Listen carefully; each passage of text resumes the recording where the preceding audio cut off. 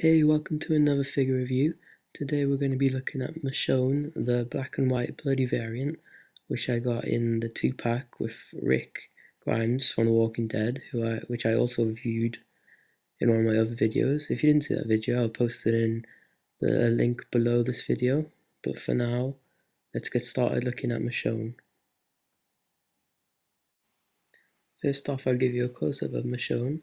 As you can see, she has a headband and her dreadlocks, which are accurate to the comic. She's wearing a coat or jacket. She also has a bandage on one arm. She's wearing a waistcoat and a belt and a skirt which has some striped pattern on it. All of this is covered in blood, just like the Rick Grimes figure. She has black leggings on and hiking boots, which have socks coming out of the top.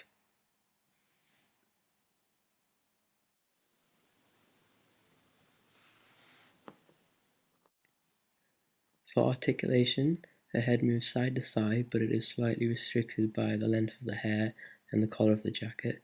It moves up and down slightly, but not very much. It moves most of the way up on the arm, and also rotates fully at the elbow. On this side, the hand doesn't rotate. I don't know if that's a fault of my figure or not, but on the other side, the wrist does rotate around fully. She does have waist rotation, which is again slightly restricted by the jacket. Her legs move forward and backwards. They are restricted by the skirt. She bends at the knees and she rotates all the way around on the lower part of her leg. I'll give you a close-up of the face sculpt of Michonne. As you can see, like the Rick Grimes figure, she is looking to the side, which again I find is a bit annoying because I prefer her to be facing forward, so she could be looking at something straight on. Like Rick, Michonne does come with a lot of accessories.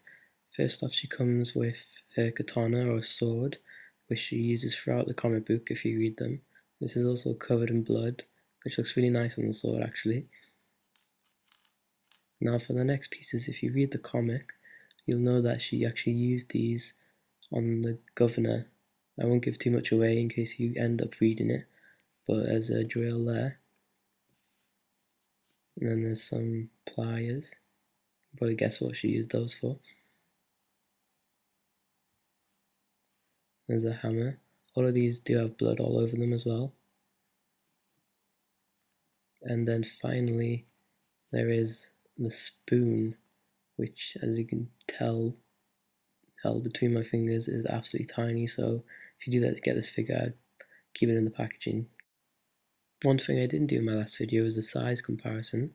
Here, Michonne is standing next to Hope, who was a Marvel Legends figure. As you can see, Michonne is just under 5 inches, so these Walking Dead figures are actually quite small, but the detail makes up for that.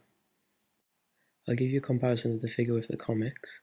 As you can see, the figure is actually really accurate to the comics. I'd probably say it's more accurate than Rick. You can see from these close-ups of the face that she's got her dreads there and the headband. And now if you collect the comics, this is a variant cover of issue 100, which is showing Michonne chopping up a lot of zombies, which is something that she does throughout the book, which makes her one of the best characters in my opinion. Overall, I definitely recommend picking up these figures. Obviously, they come in a 2-pack, so getting Rick and Michonne for $19.99, if you can find it, is a really good deal, especially since they're the black and white blood splattered variants, which are quite rare. Anyway, thanks for watching. I'll see you next time.